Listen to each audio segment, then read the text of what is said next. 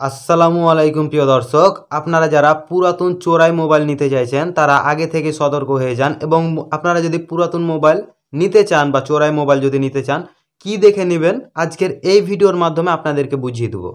তো বেশি কথা না বলে চলুন আমরা আমাদের মোবাইল ফোন হোম স্ক্রিনটি লক্ষ্য করি। আর ভিডিও শুরু করার পূর্বে চ্যানেলে যদি নতুন দর্শক হয়ে থাকেন তাহলে ভাই চ্যানেলটি একটু সাবস্ক্রাইব করে নিন পরবর্তী ভিডিওগুলো পাওয়ার জন্য। এই কাজটি করার জন্য আপনাদেরকে আপনাদের মোবাইলের সেটিংসে চলে আসতে হবে। তো আপনারা এই সেটিংসগুলো আগে দেখে নেবেন, যদি এগুলো থাকে তাহলে আপনারা নিশ্চিন্তে মোবাইল নেবেন, তাছাড়া মোবাইল নিয়েন না, নাহলে ফেঁসে যাবেন। তো যেগুলো করতে হবে দেখিয়ে দিচ্ছি। এখানে আসার পরে আপনাদের যে মোবাইলটা নেবেন সেই মোবাইলটার এই যে অ্যাবাউট ডিভাইস অথবা অ্যাবাউট ফোন লেখা থাকবে এইটাতে আসবেন। এখানে আসার পরে একটু ওপর দিকে উঠাবেন, তারপরে দেখতে পাবেন যে মোবাইলের স্ট্যাটাস লেখা থাকবে, তো এইটাতে চলে আসবেন। এখানে আসার পরে এখানে লক্ষ্য করেন যে লেখা আছে IMEI 1 আর একটা দেওয়া আছে IMEI 2। তো জাস্ট এই দুইটার মধ্যে যে কোনো একটা আপনারা কপি করে নেবেন, ঠিক আছে। যদি আপনারা এখান থেকে এখানে যদি না পান, আপনাদের যদি সেটিংসে যদি না পান, তবে এটা 100% পেয়ে যাবেন স্ট্যাটাসে গেলে। কিন্তু আরেকটা প্রসেস আছে, সেটা হলো আপনাদের ডায়াল প্যাডে আসবেন।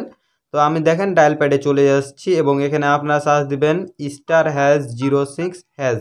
তো এইটা লিখে যখন সার্চ দিবেন আপনাদের ডিভাইসে যে আপনাদের IMEI নাম্বার আছে অথবা আপনাদের ডিভাইস নাম্বার IMEI 1 অথবা IMEI 2, আপনারা যে কোনো একটা কপি করে নেবেন। তো দেখেন আমরা একটা IMEI নাম্বার কপি করে নিলাম। হ্যাঁ, আপনারা কপি করে নেবেন।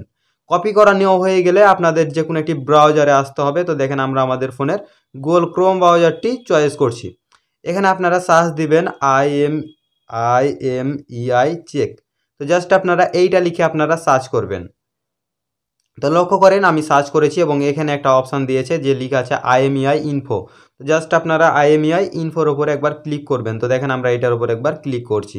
এখানে যে আপনি যে IMEI নাম্বারটা কপি করেছেন সেই নাম্বারটা এখানে পেস্ট করে বসিয়ে দিবেন। তো লক্ষ্য করেন আমি বসিয়ে দিয়েছি এবং এখানে দেখেন যে লেখা আছে চেক IMEI নাম্বার। তো এখানে যেমনই ক্লিক করবেন সাথে সাথে আপনাদের যে মোবাইলটার IMEI নাম্বার দিয়েছেন সাথে সাথে সমস্ত ইনফরমেশান শো করবে। তো এগুলো আমার দেখার বিষয় না। এখানে এখন আমাদের দেখবো এই মোবাইলটার কোনো সমস্যা আছে নাকি, কেন সে আমাকে মোবাইলটা বিক্রি করতে চাইছে, মোবাইলটা চোরাই মোবাইল বা খুনির হাতের মোবাইল, সেটা দেখার জন্য এই যে এখানে দেখবেন যে লেখা আছে লস্ট ডিভাইস চেক। জাস্ট আপনারা এইটার উপর ক্লিক করবেন। তো দেখেন আমরা এইটার উপর ক্লিক করছি এবং এখান থেকে আপনারা একটু উঠিয়ে দিবেন।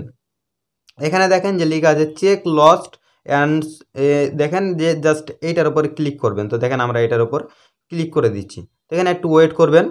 ওয়েট করার পরে এখানে একটু ওপর দিকে ওঠাবেন। যে ডিভাইসটা কিনবেন সেই ডিভাইসটার এবার হচ্ছে মেন বিষয়টা, যেটা দেখে আপনারা ডিভাইসটা চোরাই মোবাইলটা কিনবেন।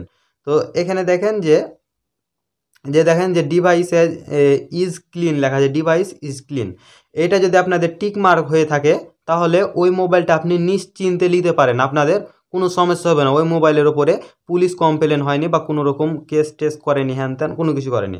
আপনাদের এইটা নিয়ে কোনো সমস্যা নেই। আপনারা এটা যদি টিক মার থাকে তাহলে আপনারা মোবাইলটা নেবেন, আর যদি টিক মার না থাকে তাহলে ভাই ওই মোবাইল নিতে যাবেন না, নাহলে আপনি পরবর্তীতে সমস্যা পড়বেন।